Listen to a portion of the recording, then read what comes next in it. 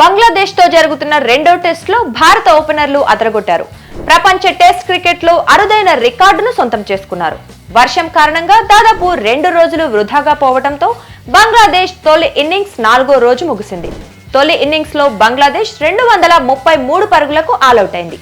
ఆ తర్వాత తొలి ఇన్నింగ్స్ ప్రారంభించిన టీమిండియాకు ఓపెనర్లు రోహిత్ శర్మ, యశస్వి జైస్వాల్ శుభారంభాన్నిచ్చారు.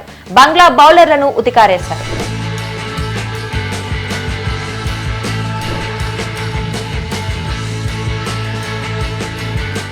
మొదటి ఓవర్ నుంచే దూకుడుగా ఆడిన రోహిత్, యశస్వి కేవలం 18 బంతుల్లోనే 50+ రన్స్ చేశారు.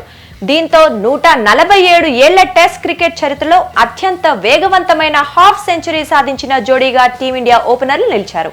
అంతకుముందు ఈ రికార్డు బస్ బాల్ క్రికెట్ ఆడుతున్న ఇంగ్లాండ్ బ్యాటర్లు బెన్ డకెట్, బెన్ స్టోక్స్ పేరిట ఉండేది. వీరిద్దరూ 26 బంతుల్లో 50కి పైగా పరుగులు రాబట్టారు. ఇప్పుడు దీన్ని రోహిత్, యశస్వి బద్దలు కొట్టారు.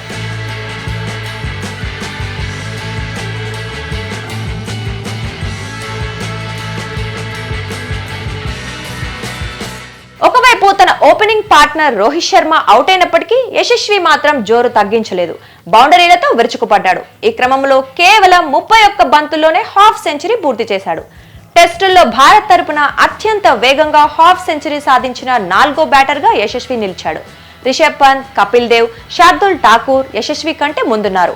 రిషబ్ పంత్ 28 బంతుల్లో హాఫ్ సెంచరీ చేయగా కపిల్ దేవ్ 30 బంతుల్లో 50 కొట్టాడు. ఇక శార్దుల్ ఠాకూర్ యశస్వి మాదిరిగానే 31 బంతుల్లో హాఫ్ సెంచరీ చేశాడు. యశస్వి దూకుడుతో కేవలం 10.1 ఓవర్లోనే భారత్ 100 పరుగుల మార్కును అందుకుంది. దీంతో టెస్టుల్లో అత్యంత వేగంగా 100 పరుగులు చేసిన జట్టుగా భారత్ తన రికార్డును అధిగమించడం విశేషం. ఇంతకు ముందు కూడా టీమిండియా 2023లో వెస్టిండీస్ పై 12.2 ఓవర్లలోనే 100 కొట్టేసింది. రోహిత్ అవుట్ అయిన తర్వాత గిల్ వచ్చాడు. అతడితో కలిసి యశస్వి సెంచరీ రికార్డు నమోదు చేశాడు.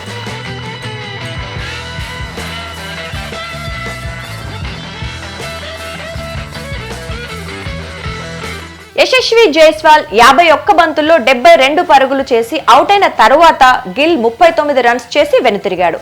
ఆ తర్వాత పంత్ 9 పరుగులకి పెవిలియన్ చేరాడు. అయితే కోహ్లీ, రాహుల్ దూకుడుగా ఆడి స్కోర్ బోర్డును పరుగులు పెట్టించారు.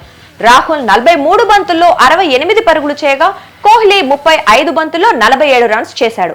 అయితే వీరిద్దరూ అవుట్ అయిన తర్వాత మిడిల్ ఆర్డర్ లో బలంగా ఉన్న జడేజా, అశ్విన్ ఇలా వచ్చి అలా వెళ్లిపోయారు. 9 వికెట్లు కోల్పోయిన తరువాత 285 పరుగుల వద్ద కెప్టెన్ రోహిత్ శర్మ డిక్లేర్ చేశారు. దీంతో బంగ్లాదేశ్ పై 52 పరుగుల ఆధిక్యాన్ని భారత్ సాధించింది.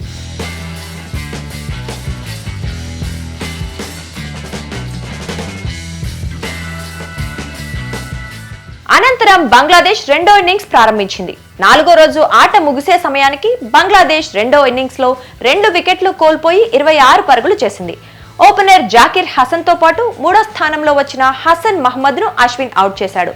రేపు ఒక్కరోజు మాత్రమే ఆట మిగిలి ఉండటంతో ఈ మ్యాచ్ డ్రా అవుతుందా లేదంటే భారత్ ఏమైనా అద్భుతాలు చేస్తుందా అని అభిమానులు ఆసక్తిగా ఎదురుచూస్తున్నారు.